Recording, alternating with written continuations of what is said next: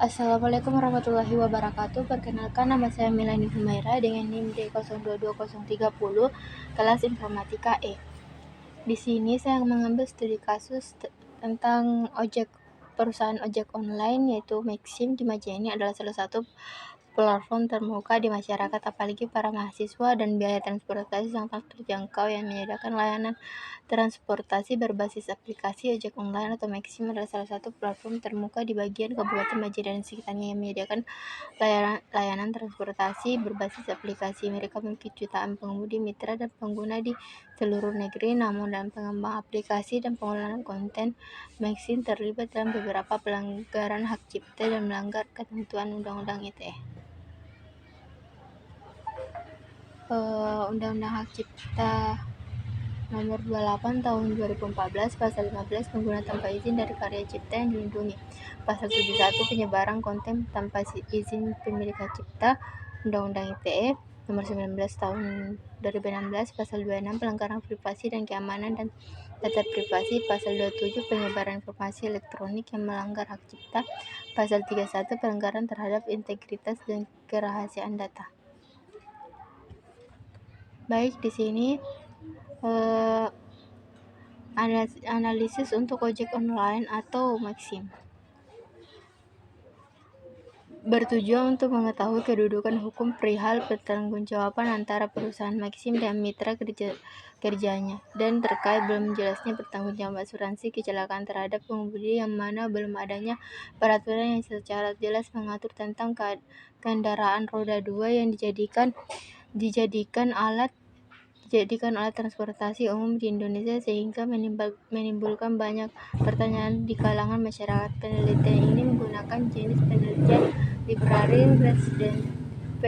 research yang mengaji berbagai data dokumen terkait penelitian dan penggabungkan dengan data wawancara yang dilakukan secara langsung dengan subjek penelitian. Metode analisis yang digunakan adalah normatif empiris dengan menggunakan pendekatan perundang-undangan atau approach. Dalam penelitian ini menggunakan 3 bahan hukum, yakni bahan hukum primer, bahan hukum sekunder, dan bahan-bahan non-hukum yang berkaitan dengan penelitian. Metode pengumpulan data yang digunakan adalah studi kepustakaan dan wawancara. Hasil dari penelitian ini menunjukkan bahwa hukum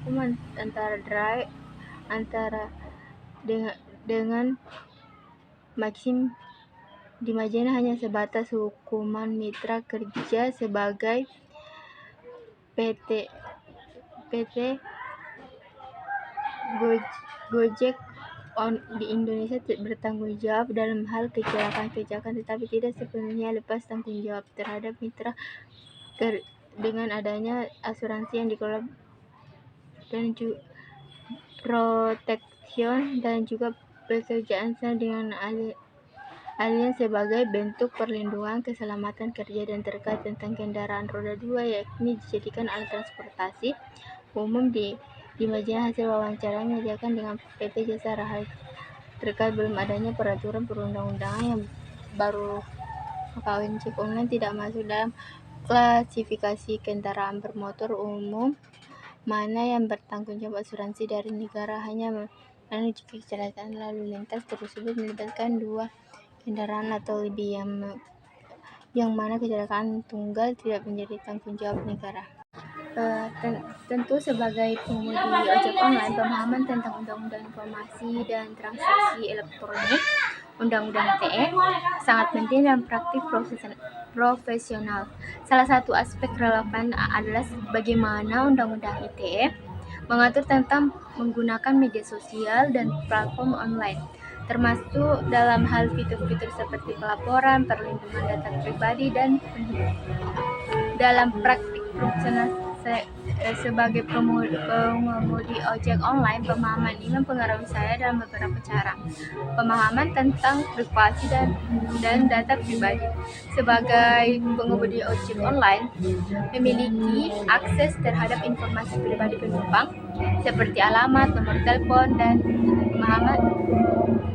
Pemahaman tentang Undang-Undang ITE membantu saya untuk memahami pentingnya menjaga kerahasiaan data.